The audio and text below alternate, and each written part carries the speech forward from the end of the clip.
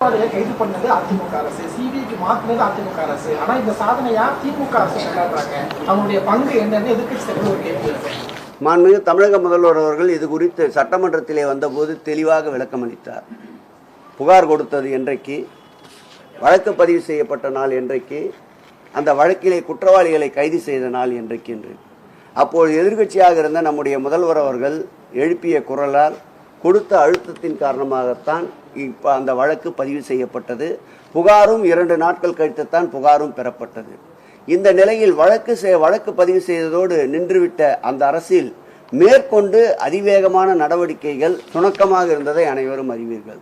இந்த ஆட்சி ஏற்பட்ட பிறகுதான் அந்த வழக்கை விரைவுபடுத்தி இனி பெண்களுக்கு எங்கும் இப்படிப்பட்ட அநீதி நிலவக்கூடாது என்பதற்காக மாண்புமிகு முதலமைச்சர் அவர்கள் தலைமையிலே இருக்கின்ற இந்த அரசு ஒரு சாட்சியை கூட பிறர் சாட்சியாக அனுமதிக்காமல் வழக்கை முறையாக நேர்த்தியாக நடத்தி சிபிஐக்கு முழு ஒத்துழைப்பை தந்ததன் விளைவாகத்தான் இன்றைக்கு அந்த குற்றவாளிகள் தண்டிக்கப்பட்டிருக்கின்றார்கள்.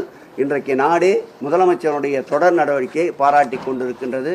பொள்ளாச்சி வழக்கு பொள்ளாச்சியில் நடந்த சம்பவத்தை பொறுத்தளவில் இனி பெண்களுக்கு தீங்கு என்றால் தீங்கிழைத்தவர்களுடைய நிலை, பொள்ளாச்சி குற்றச்சம்பவத்தில் ஈடுபட்டவர்களுக்கு கிடைத்த தண்டனை ஒரு சாட்சியாக இருக்கும் என்ற வகையில் நீதியை நிலைநாட்டி இருக்கின்ற அரசு இது. சட்டத்தின் ஆட்சி இந்த ஆட்சி என்பதை இன்றைக்கு முதலமைச்சர் அவர்கள் நிரூபித்திருக்கின்றார்.